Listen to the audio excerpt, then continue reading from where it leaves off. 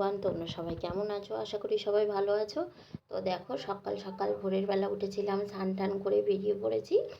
আর এটা হচ্ছে ইঞ্জিন ভ্যানে উঠেছি। উঠেই দেখো চলে এলাম, এসে এই লাইনে দাঁড়িয়ে রয়েছি। ওরে বাবা, এত লাইন এত লাইন!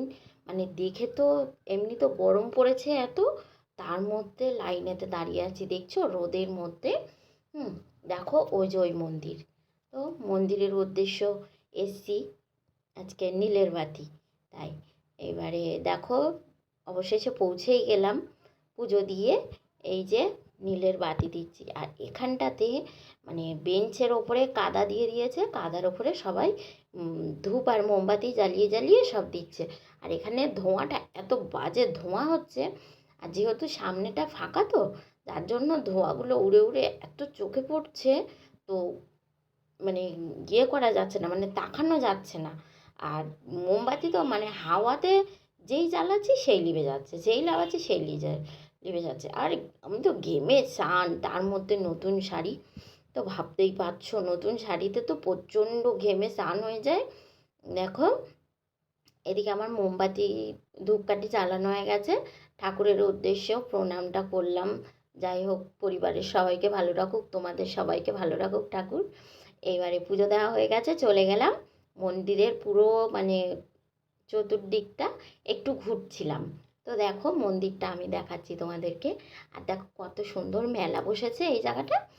দেখো মেলাগুলো মানে এমনি সময় আসলে অনেক ভিড়, আর অকেশান ছাড়া আজকেও যেমন নীলের বাতি বলে, নীলের উপোস বলে, তো সবাই এসছে, তার জন্য অনেক ভিড় আজকে।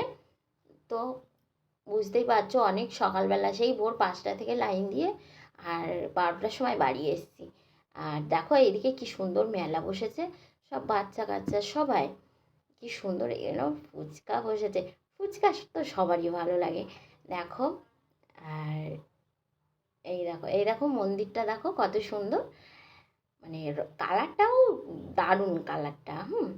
এই মন্দিরটা মুসলিম পাড়ার মধ্যে নিজের থেকেই মানে ঠাকুর নিজের থেকেই উঠেছে, খুব জাগ্রত মন্দিরটা। আর যার যা হয় এখানে মানসিক করে তাই তাই ফলে।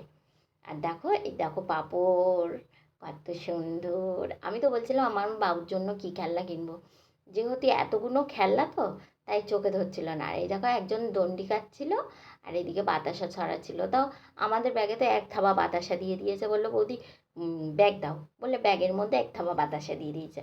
এবার সেই বাতাসাগুলো নিয়ে এসে, যেহেতু উপোস করেছিলাম যার জন্য এসে জল করে খেয়ে নিয়েছি আর খেয়েছি। আর দেখো এইখানটাতে মানে এত গিফট জিনিসপত্র তো দেখে মানে মন ভরছিল না যে আমার বাবুর জন্য কী কিনবো।